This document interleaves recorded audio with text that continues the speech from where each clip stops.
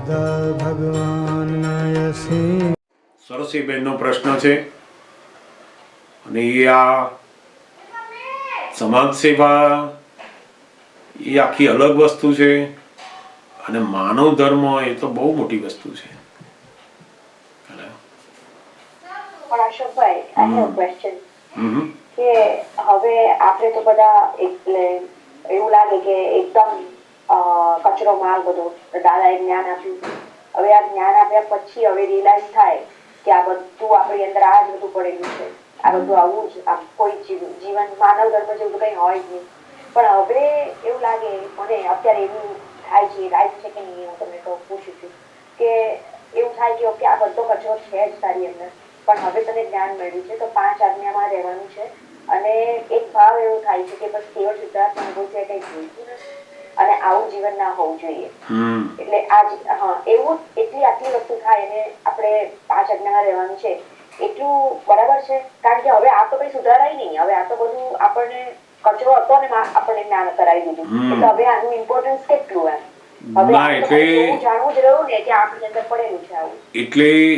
એટલે એમાં હવે આપણે આ પ્રકૃતિથી આપણે જુદા પડ્યા. હવે તો એટલે પ્રકૃતિ પાછી જે પાસવતાના ગુણો બાજુ જાય એટલે આપણે હવે જુદા થયા. એટલે શું થયું તો કે હવે આપણે એ પ્રકૃતિને વશ પહેલા જે થઈને કરતા હતા એ બંધ થવું જોઈએ ત્યાં કે નહીં હવે આ મને જરૂર નથી આ પાસવતાના ગુણો વાળી, મારું જ છે એવી રીતના વાપરવાનું, મને આવું થાય તો શું થાય એવું કરવાનું છે. એક બાજુ પોતે આજ્ઞામાં રહેવું છે, વિનાશી ચીજો જોઈતી નથી એ નક્કી કરે છે, તો જોડે જોડે જ્યારે વ્યવહાર આવે બધો કરવાનો, ફાઇલ નંબર 1 જ્યારે બધું વ્યવહાર કરતી હોય ત્યારે જોવાનું કે બીજાને બોજારૂપ તો નથી થતી ને, બીજાને કંઈ કહેવું પડે એવું તો નથી ને, કોઈને અડચણરૂપ તો નથી ને. એ જાગૃતિ ત્યાં કામે લગાડવાની છે. એટલે જ એને ધર્મ કહ્યો ને. તમારી જે સમજણ છે એને જીવનમાં કામે લગાડવી એને ધર્મ કહ્યો. આપણે જાણીએ છીએ ખરા બધું પણ કામે લગાડતા નથી એને. કામ એ જ્યારે વ્યવહારમાં કરવાનું આવે ત્યારે તો પેલી પ્રકૃતિ જેમ કરે ને એમ કર્યા જઈએ જ પાછા. એવું નહીં, હવે ત્યાંથી ધર્મની અંદર આવવાનું. આજ્ઞા એ ધર્મની અંદર લાવો, શુદ્ધાત્મા જોવાનું, પ્રતિક્રમણ કરવાનું, અભિપ્રાય દૂર કરવાના, એને ધર્મ રીતે વાપરો. ધર્મ એટલે શું તો કે એને વાપરો, યુઝ કરો. હવે એટલે જ્યાં જ્યાં અણહકના વિચાર, અણહકની વસ્તુઓ, અણહકના સુખો એ જ્યાં જ્યાં બધું આવતું હોય ત્યાં પ્રતિક્રમણથી પાછા ફરવું.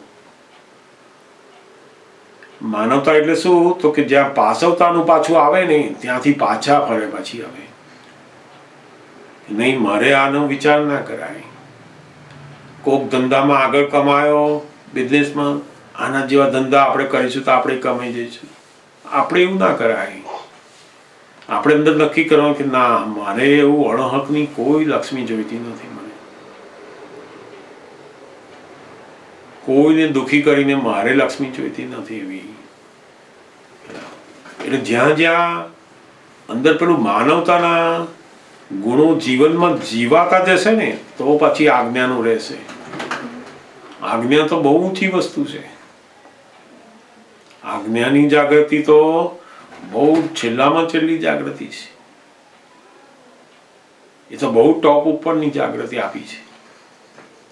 અને આ કચરો માલ એ હવે ધીમે ધીમે ધીમે ઓળખાણ થાય પછી એ કચરા પ્રમાણે હવે આપણે એમાં વર્તીએ નહીં તો આપણે છૂટા થયા ત્યાંથી. પહેલાનો ભરેલો કચરો ગમે તેટલો હોય પણ જ્યારથી સમજણ પડી ત્યારથી આપણે નક્કી થઈ ગયું કે હવે હું આ કચરાને અંદર ભેગો કરવો નથી. મારે શુદ્ધ થયા છું અને શુદ્ધ રૂપે જ રહેવું છે. હવે તો હવે આ કચરા બાજુ મારે જવું નથી, પાસવતા બાજુ મને જવું નથી.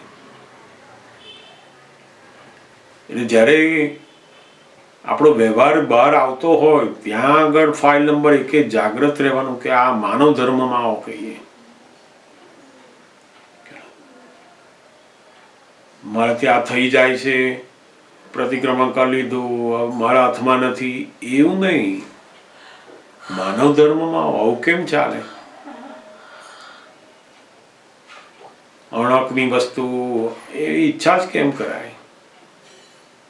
અંદરથી બોલતા હોય કે આ જગતમાં કોઈ પણ વિનાશી ચીજ મને ખપતી નથી, અને બહાર સ્ટોરમાં જઈએ અથવા કોઈ જગ્યાએ જઈએ 4 કોથળી એમને લઈ લેતા હોય, તો કેવી રીતના? આ તો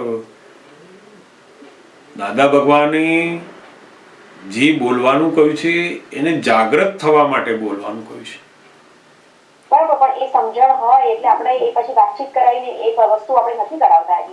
એટલે એ જાગૃતિ આપણી આવી તો બહુ મોટું કામ થયું આપણું. ઓહો, આપણે સમજી ગયા કે આ મારા કામની નહીં, મને એવી નથી, આ મને જોઈએ નહીં. આપણું જે પેલો ધ્યેય છે એ ધ્યેય પ્રમાણેનું જે જીવન રહે એને ધર્મ કયો. આજ્ઞા જગતની કોઈ વસ્તુ ખપતી નથી એ પ્રમાણેનું જીવન પાછું. કે હવે ફાઇલ નંબર 1 ને કહેવાનું કે ઓહો આવું જીવવાનું તમારે, આ પેલું બધું નહીં, બીજાને બોજારૂપ બંધ કરતો બધું. તમારા નિયમ ગમે તેટલા હોય, પેલા ઘરે ગયા બિચારા એમને શાકભાજી જે હોય એ બનાવતા હોય, હવે એમાં કંદમૂળ રોજ ખાતા હોય તો લાયા હોય, તો આપણે કે તું તો બિલકુલ ખાતો જ નથી, તો હાલ ક્યાં લેવા જાય એ લોકો? કેટલી તકલીફ પડે. તમે જાતે બનાવો, તમે જાતે લઈ આવો તો ખબર પડે કે કેવી રીતના થાય છે આ બધું. એટલે એવું જો સમજણ પડતી ગઈ માનવ ધર્મની, કહો મને બોજારૂપ નથી થવું, મારા નિયમ છે અથવા મારી હેલ્થ માટેનું ગમે તે જે બાબતનું, પણ બોજારૂપ બિલકુલ નથી થવું. એ બહુ મોટું મહાત્માઓનું લક્ષણ થવું જોઈએ. હવે આ ધીમે ધીમે આપણી જાગૃતિમાં એ લક્ષણ આપણા માટે, એટલે જ દાદા ભગવાને મહાત્માઓને નો લો કહ્યું છે. કેમ? તો કે એટલા બધા જાગૃત છે કે માનવ ધર્મ એમની અંદર પુષ્કળ ભરેલો, સમજણ ભરેલી છે. એટલે દાદા કે ને અમારે મહાત્માઓ 5000 ભેગા થાય ને અમારે નિયમ ના રાખવો પડે. એનું કારણ શું? તો કે માનવ ધર્મ જ્યાં હોય ત્યાં કાયદાઓની જરૂર નથી હોતી, પણ માનવ ધર્મ ના હોય ને પાસવતાના ધર્મ હોય ને ત્યાં કાયદો રાખવો પડે, પાંજરા રાખવા પડે કે ચલો લાકડી રાખવી પડે, ભલા અહીં બે હોય, અહીં આમ નામ કરો, આટલા વાગે અંદર જવાનું, એ બધા કાયદા મૂકવા પડે ને. માનવ ધર્મ વાળાને તો ખબર જ હોય કે આટલા વાગે ઉઠે પછી જવાનું, એમાં જરૂર નથી આપણે અત્યારે. સમજાય ને? એટલે બહુ દાદા ભગવાનનું જીવન અમે લોકો જે જોયું છે ને એ તો બહુ અદભુત. એમનામાં જે માનવ ધર્મ છે એ તો એ કહેતા ને કે અમારો જે માનવ ધર્મ તો દુનિયાએ જોયો જ ના હોય. જ્ઞાનનો ધર્મ તો જુદો.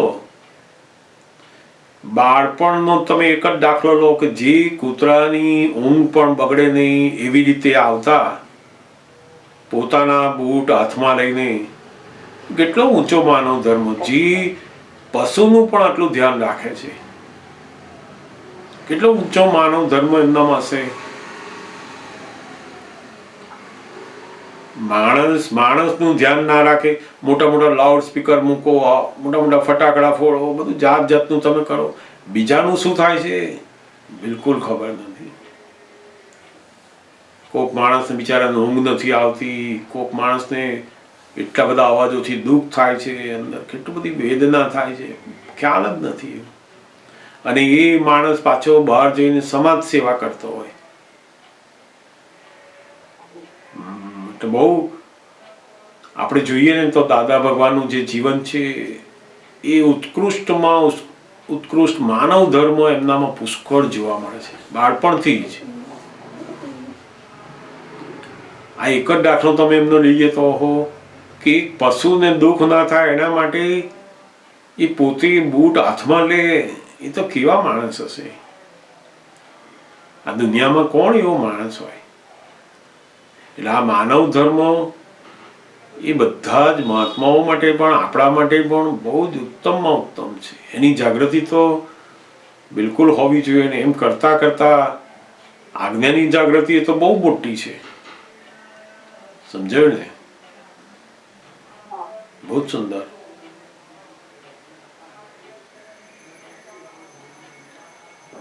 પૂછજો, આપણી પાસે હજુ થોડો ટાઈમ છે. કોઈ વાત પૂછવી હોય તો જરૂરથી પૂછી શકાય. જેમ જેમ આપણને દાદા ભગવાનની આ સમજણ અંદર આવતી જશે ને એમ કરતા કરતા કરતા આપણને આપણું આ માનવતાનું, જ્ઞાનનું, મનુષ્ય જીવનનું બધું વાતો સમજણ પડતી જશે અંદર. અમે લોકો પણ જેમ જેમ એમની સાથે રહેતા ગયા, બધી વાતો જોતા ગયા, એમ કરતા કરતા કરતા કરતા બધું ખબર પડતી કે કહો આ તો બિલકુલ માનવ ધર્મની બહાર બધું કરતા હતા આપણે તો. પછી ખબર પડી. હવે સમજાય છે કે બધું કચરો જ આ તો કેવી રીતે, આ તો મનુષ્ય જન્મ બી કેવી રીતે મળ્યો એવું લાગે અમને લોકોને તો દાદા ભગવાન લડતા કે તમને તો કોઈ પોતાના ઘરમાં 2 કલાકે રાખે નહીં, તમને લોકોને કે છે એવું લડતા અમને લોકોને. અને ત્યારે ખબર નહોતી પડતી કે આ આવું કેમ કે છે, પણ એ પછી સમજાતું ગયું કે આ માનવતા જ નથી આપણામાં. પછી એ સમજાતા સમજાતા બદલાયું ને. હવે જે 10 દિવસ રહીએ ને તો એમને થાય કે તમારા જેવા માણસ અમારી જોડે જોડે જ રહે તો સરસ. એનું કારણ શું? તો કે પેલા પાછવતાના ગુણો ઓછા થયા અને માનવતાના વધ્યા. આપણું જ્ઞાન એ તો તમને માનવતાના અદ્ભુત ગુણો ખીલવે એવું છે. આમ તો એમાં કઈ આપણે આ પર્સનલ એમાં શીખવાનું નથી. જો આજ્ઞા અને જ્ઞાનની જાગૃતિ આવી તો ઊંચામાં ઊંચા માનવ ગુણો બધા ખીલે એવા છે આમાં.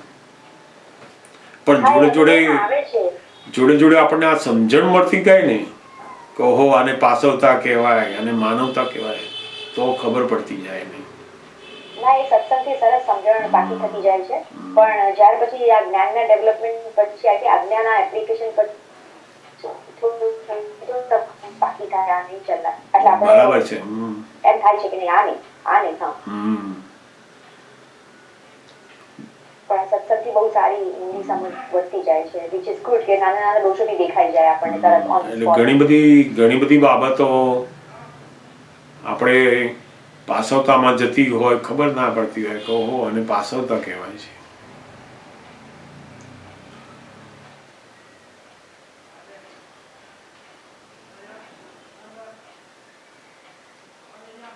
અમે ઘણીવાર દાદા ભગવાનની સાથે હોઈએ તો અમારું સૌથી વધારે ધ્યાન દાદા ભગવાન ઉપર જ હોય.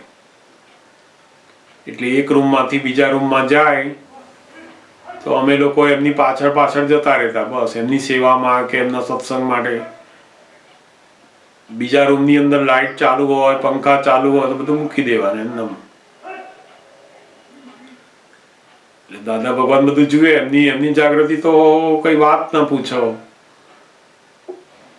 અમારી જાગૃતિ તો એક દાદા ક્યાં છે બસ એ જ જોવાનું અને એમની પાસે જઈને બેસી જવાનું, બસ આટલું જ કામ અમારું. આપણે એમને જોઈએ, આપણને જોઈએ ત્યાં બેસી જવાનું બસ. એટલે કોઈક વાર એ બધું જોતા હોય, બધું જોતા હોય. પછી એક વાર આવી રીતના બાથરૂમની અંદર એમને નવડાવ્યા, પછી નહીં ધોઈને એ રૂમમાં આવ્યા એટલે અમે તો બાથરૂમનું બધું જેમ હોય મૂકી દેવાનું, લાઇટ ચાલુ હોય, બધું એમને પડ્યું હોય બધું. એટલે જેવા દાદા પાસે આવીને બેઠા ને એટલે દાદાએ તરત જ માથા ઉપર ટપલી મારી, પેલી બાથરૂમની લાઇટ બંધ કરી આવી કે છે. જેવું એમણે કહ્યું ને ત્યારે ખબર પડી કે ઓહો આપણને તો આ ખબર જ નથી પડતી આ. એટલે દાદા ભગવાન પછી કહ્યું પાછું કે હજુ તો આ વ્યવહારની જાગૃતિ તો રહેતી નથી, તો જ્ઞાનની તો ક્યારે રહેશે કે છે. ત્યારે ખબર પડે કે હો આપણને તો આ ખબર જ નથી કેવું છે આ તો બધું. પછી સમજ પડતી ગઈ કે હો આ વ્યવહારની બધી જાગૃતિથી શરૂઆત થાય ને પછી પેલી આત્માની જાગૃતિ ઉપર આવે છે. આપણે ડાયરેક્ટ પેલું આત્માની જાગૃતિ ઉપર જઈશું તો ટકાશે નહીં ત્યાં. એટલે ધીમે ધીમે પછી હવે બધી ખબર પડવા માંડી. આ પંખાની, લાઇટની, વસ્તુઓની બધી જાગૃતિ કામ શરૂ થાય. પછી એક રૂમમાંથી બીજા રૂમમાં ગયા હોય ને બધું ચાલુ જ હોય. એમાં કઈ પૈસાનું નથી કે બિલ વધારે આવવાનું છે કે ફલાણ, એ નથી. તમે તમારી જેટલી જરૂરિયાત હોય એવી રીતના વાપરો એને. તમારી જાગૃતિ નથી. તમે કશાક બીજા કામમાં, બીજી વાતમાં, બીજા ફોનમાં ગમે ત્યાં પડ્યા કે બીજી બધી જાગૃતિ બંધ થઈ જાય છે. જેમ અમે લોકો દાદાના પાછળ એટલા પડ્યા કે બીજી બધું વ્યવહારની જાગૃતિ બંધ થઈ જાય. ઘરમાં દાદા ભગવાન ઉતર્યા હોય એનું ઘર બધું અસ્ત વ્યસ્ત થઈ જાય. દાદા ગયા પછી 15 દાડા સુધી પેલો મહેનત કરે એના ઘરને ગોઠવવાની બધી વસ્તુઓ હોધી અને કેટલીક વાર તો કેટલાક માદા આવું પડી જાય બિચારા. એને દાદા રહે એની તકલીફ નથી, પણ દાદા તમારી જોડે આ જે લોકો રહે છે ને એની અમને તકલીફ છે કે પણ ખરા એ લોકો. પણ ત્યારે ખબર નહોતી પડતી. ધીમે ધીમે દાદા સમજાવ્યું ને પછી ખબર પડી કે ઓહો આપણે આ બોજારૂપ થઈએ છીએ આમાં તો. દાદા કહેતા ને અમે તો કોઈ પણ જગ્યાએ જઈએ ને અમે આયા છીએ એ એમને ખબર ના પડવા દઈએ. અમે એટલા બધા આ લઘુત્તમ ભાવ એ તો એટલો બધો અમારા જીવનમાં જોવા મળે કે ખબર જ ના પડે અમે છે જ નહીં અહીંયા. આપણે તો કોઈના ઘરે ગયા તો પેલો ને લાગે કે હો આયા છીએ આજે હાચવ આપણને કરવા પડે બિચારા. એને કઈ લઘુત્તમ ભાવ ના કહેવાય. એને આ માનવ ધર્મ જ નથી કહેવાતો. એટલે બહુ આ જ્ઞાની પુરુષોના સત્સંગ એટલે શું તો કે એમનું આખું જીવન આપણને જોવા મળે અને એ જોવાથી શીખાય એવું છે. જ્ઞાની પુરુષોનો જે પ્રત્યક્ષ આખો સત્સંગ છે શું છે તો કે એમને જોવાનો, એમની જાગૃતિને એમના વ્યવહારમાં જોવાનો આપણને લાવો મળે છે અને એનાથી આપણે શીખાય છે. પછી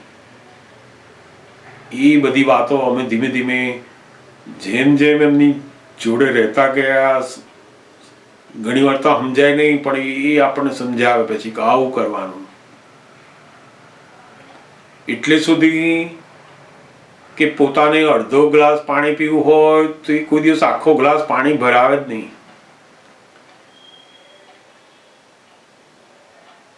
એ કહી દે કે મને અડધો ગ્લાસ પાણી આપ,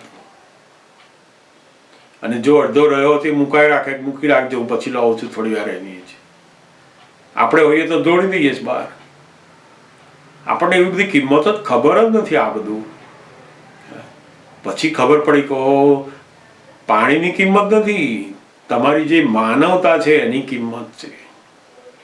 એક માણસ પશુ જીવે અને તમે જીવો છો એમાં ફેર શું છે પછી?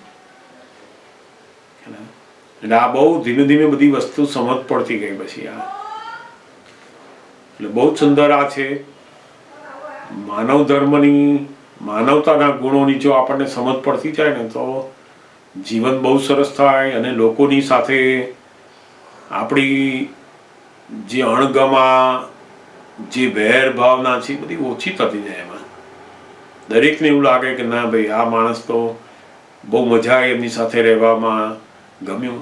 છો ને જ્ઞાનનું થોડુંક ઓછું વધતું હોય, આ માનવતાના ગુણો તો બિલકુલ ખીલવવા જોઈએ આપણે. સમજાય ને? એટલે બીજા માટે જીવાતું જ નથી, ખાલી સ્વકેન્દ્રી, બધું સ્વલક્ષી. કેમ સારું થાય એવું. બહુ જ પોતે પોતાની જેમ તમે ઘરમાં આવો તો તમને શું ગમે કે કોઈક પૂછે આપણને કે આવી ગયા પાણી આપું, એવું આપણને ગમે ને. તો જે આપણને ગમે છે એવું તમે બીજા સાથે કરો છો ખરા? આપણે થાકેલા હોય હુઈ ગયા, આપણો દીકરો દીકરી હસબન્ડ કે કોઈ પણ આયા તો એને પણ એવી ઈચ્છા થતી હોય કે મને કોઈ પૂછે એમ. 4 કલાક કામ કરીને આવે છે, મોડા આવે છે, કોઈ પૂછનાર જ નથી હોતું. મોટા મોટા સુખની વાતો કરે, વસ્તુઓ, કોઈ ફંક્શન આવ્યું, એનિવર્સરી આવી તો મોટી ગિફ્ટ આપે, બધું કરે, પણ માનવતા રાખવી એ તો ખબર જ નથી. તમે ઘરની અંદર આવો અને તમને જે ગમે છે એવું તમે એની સાથે કરો તો ઓહો કેટલું બધું લાગે. માણસને જોઈએ છે શું તો કે એની જ્યારે એવા સમય હોય ત્યારે તમે એને પૂછો ખાલી તો બહુ મોટી કિંમત લાગે છે. પણ આપણે વ્યવહાર કેવા થઈ ગયા છે, નકલી. બર્થડે આવ્યો, એનિવર્સરી આવી, ગિફ્ટ આપી દો એટલે પત્યું. ફેસબુકમાં ફલાણામાં લખી દો હેપી બર્થડે, આ તે બધું પૂરું થઈ ગયું. આપણો વ્યવહાર પેલી બધી ક્રિયાઓ ઉપર આવી ગયો છે. આ માનવતા વગરનો. માનવતા ઉપર આવો, મદદરૂપ થાવ, મને જે ગમે છે એવું એમને કરો. મને જેમ હું કોઈ મુશ્કેલીમાં હોઉં અને એ મુશ્કેલી માટે મને કોઈ પૂછે કે હો લાવ તમને આમાં મદદ કરું છું, મને કેટલી સરસ લાગે એમાં. તે એવું જ મારે બીજાને કરવું જોઈએ. જે મને ગમતું હોય, જે મને ફાવતું હોય, જે મને આનંદ આપતું, એવું મારે બીજાને કરવું જોઈએ. આમાં બધું જ. હવે ઘણીવાર તમારે 8 વાગે મંદિરમાં જવું, પૂજા કરવી, ફલાણું કરવું, અને 8 વાગે તમારા ઘરે તમારા સાસુ હોય, સસરા હોય કે વડીલ ઘરમાં હોય, એમને બ્રેકફાસ્ટ આપવાનો હોય, ચા આપવાની હોય. હવે એમના બદલે તમે હો તો તમે શું ઈચ્છા રાખો? તમારી બહુ, તમારી દીકરી મંદિરે જાય એ તમને ગમે કે તમને ચા નાસ્તો પહેલા આપે એ ગમે? તમને શું ગમે? તો કે આપણને પહેલા પેલું આપી દે તો કેટલો આનંદ લાગે. તો એવું તમે એમની સાથે કરો. તમને શું ગમે છે, તમે શું ઈચ્છા રાખો આ સમયે, તો કે આવી એવું એમને કરી દો. કોઈ ભગવાન, કોઈ સમય, કોઈ મંદિર, આપણને કોઈ એવું ભગવાન કહેતા નથી કે અહીં મારી પાસે આય કરો. એ તો કહે છે માનવતાના ગુણો ખીલવો. તમે કેટલી બધી પુણ્યથી મનુષ્ય બન્યા છો, માણસ બન્યા છો, અને માણસ બનીને માનવતાના ગુણો વાપરી રહ્યા છો, ખાલી કરી નાખ્યા છે. લોકો તો કરે, બધા લોકો શું કરે? કારણ કે એ લોકોને ખબર જ નથી કે આ માનવતાના ગુણની શું કિંમત છે. એટલે એ કહે છે ને મનુષ્ય પણ વેચી રહ્યા છે. પૈસા કમાઈ રહ્યા છે પણ વેચી શું રહ્યા છે? મનુષ્ય. પોતાનું કેરેક્ટર વેચી રહ્યા છે, માનવતાના ગુણો વેચી રહ્યા છે, ને બધું ખરીદી રહ્યા છે. પ્રતિષ્ઠા ને માન ને બધું ખરીદી રહ્યા છે, પણ માનવતાના ગુણો તો વેચાઈ રહ્યા છે. એટલે બહુ દાદા ભગવાને તો બહુ મોટું કહ્યું કે આ માનવતાના ગુણોના તો પુસ્તકો છપાઈને લોકોને કોલેજોમાં બાળપણથી શીખવાડવામાં આવે. આ બધું માનવતા ખબર જ નથી. આપણે રોજ બાળકને ઉઠાડીને કે ચલો ભગવાનને પગે લાગો, દેરાસરમાં આમ કરો, ચલો આ પૂજા કરો, મંદિરમાં આમ કરો, આરતી કરો. માનવતા નહીં શીખવાડી કોઈ. એટલે બહુ જ સુંદર આ માનવતાનું છે.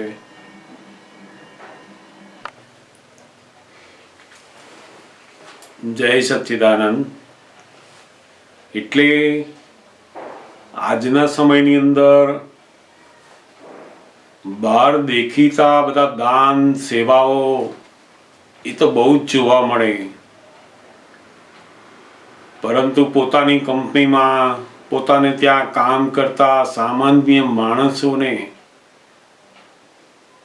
200 રૂપિયાનો પગાર વધારવો હોય તો પણ વધારી ના આપે. ત્યાં આગળ માનવતાનો જે ધર્મ છે એ બહુ જ મોટું કામ કરે છે. સવારથી ઉઠ્યા ખાધું પીધું, ફર્યા, પૈસા કમાયા, ઊંઘ્યા, એ મનુષ્યપણું નથી. મનુષ્યપણું તો બીજાને ઠંડક આપવા માટે છે. આપણાથી જો બીજાને ઠંડક ના થઈ તો મનુષ્યપણું જ જતું રહ્યું.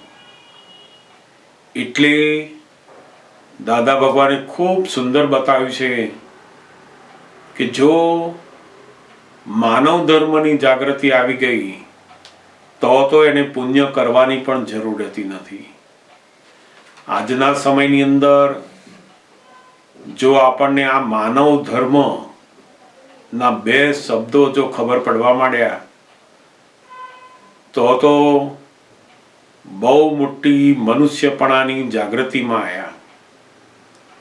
પછી તમે કોઈ વ્રત કરો, જપ કરો, સામાયિક કરો, પૂજાઓ ભણાવો, ક્રિયાઓ કરો, લાખ ક્રિયાઓ કરો, એ તો બધી ધાર્મિક ક્રિયાઓ છે. એમાં માનવ ધર્મ નથી. દાદા ભગવાને ખૂબ સુંદર ધર્મનું વિવરણ કર્યું છે અને યથાર્થ ધર્મ આપણને બતાવ્યો કે જે ધર્મ તમારા ક્રોધ, માન, માયા, લોભ ઓછા કરે તે જ સાચો ધર્મ.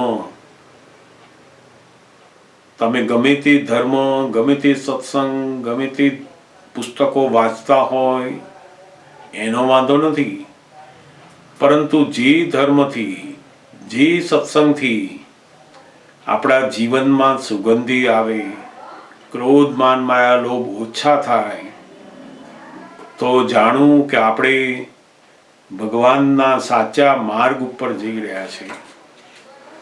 બાકી તો આ જગતમાં જે ધર્મો ચાલી રહ્યા છે એ બધા રિલેટિવ ધર્મો છે. એટલે કે પાપમાંથી છોડાવી પુણ્ય બંધાવે, એ બધા રિલેટિવ ધર્મો.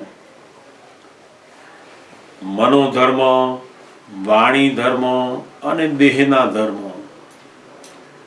મનોધર્મ એટલે ધ્યાન કરવા, જાત જાતના મેડિટેશન કરવું. વાણી ધર્મ બધા જાપ કરવા. અને આ દેહના ધર્મો એટલે કે પૂજન કરવા, આરતી કરવી, ભગવાનને નવડાવવા, દોડાવવા, શણગારવા, આ જે બધું છે એ બધા ધર્મો કયા છે તો કે રિલેટિવ ધર્મો. અને જ્યારે પોતે કોણ છે જાણે ત્યારે ખરેખર આત્મધર્મ રિયલ ધર્મમાં આવે છે.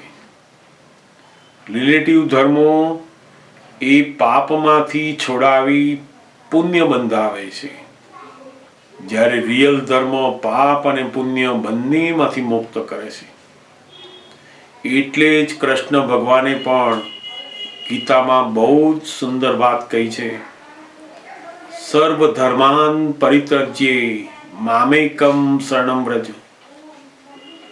બધા જ ધર્મોને છોડી તું મારા શરણે આવ. એટલે આ ઇન્દ્રિયોના ધર્મો, મનના ધર્મો, વાણીના ધર્મો, શરીરના ધર્મો એ બધાને છોડી તું મારા આત્મધર્મમાં આય. જો તું આત્મધર્મમાં આવીશ તો એક પણ પાપ પુણ્ય બંધાશે નહીં અને તું પરમ પદને પામીશ. આ જ ગહન વાત દાદા ભગવાને ખૂબ સુંદર સરળ ભાષામાં આપણને સમજાવી છે.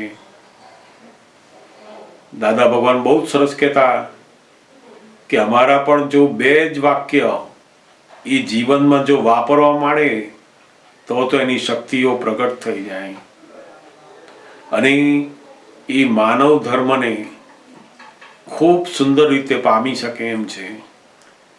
એટલે આત્મધર્મ પામતા પહેલા આ માનવ ધર્મ પણ મનુષ્ય જીવનને ખૂબ સુખી બનાવે તેમ છે. જય સચ્ચિદાનંદ.